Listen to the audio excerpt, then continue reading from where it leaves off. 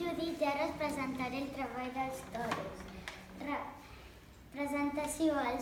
Els braus van ser uns dels primers animals a ser domesticats per usos que estan a la granja i se'ls valora principalment per la llet, la pell, la carn i el cuir. La ramaderia bovina es practica arreu del món i està molt important per nombroses civilitzacions. Parts del cos. Al cap tenen banyes, ulls, orelles i el morro. Tenen l'esquena, l'espatlla, el ventre, la cua, la cuixa, els peus, els genolls i el pit. Protecció del cos. Les banyes serveixen per quan es senten atacats, les fan servir. Respiració. Respiren per pulmons. Tipus de sang. Són de sang calenta i tenen un aparell circulatori com els humans. Alimentació.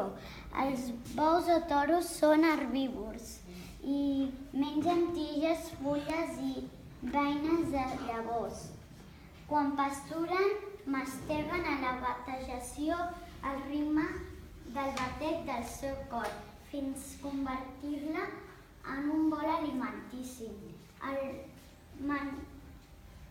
menjar se'l guarden a l'estómac, el tornen a pujar a la boca, el tornen a mastegar i se l'empassen, com fan les ovelles i les vaques. Reproducció. Les vaques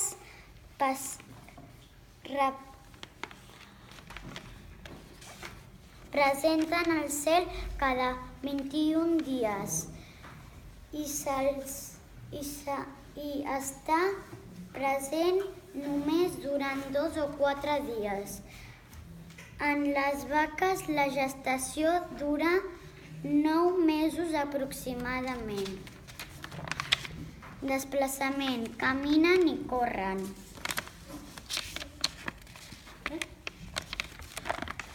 Medi on viuen. Els toros viuen al camp, però si són domesticats a la granja. Curiositats. Els toros només poden tenir una cria, poden viure més de 20 anys.